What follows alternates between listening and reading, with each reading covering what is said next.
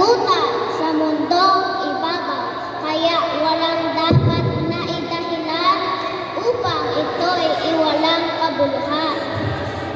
Ang bawat kaloob na bigay sa atin, nararapat lamang na ating gamitin sapagkat dito tayo'y mamalakati upang tahanang langit ating kantin.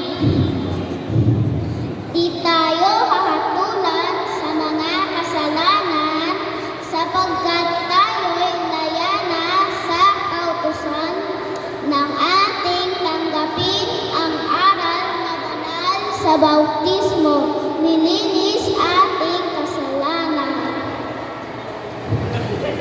Kaya naman nga, huwag nating sadyain paulit-ulit na ito'y gawin, baka kasalanan di natin namamalayan, nagbunga na pala ng kamatayan.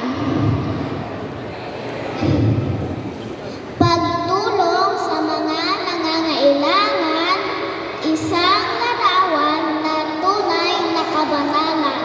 Pagmamalasakit ng walang kabayaran, naghihintay sa ating ganting walang hanggan.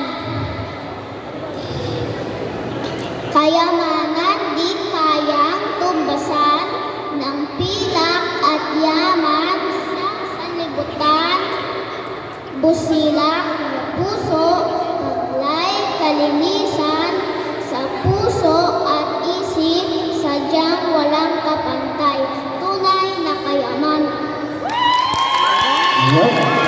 Salamat po sa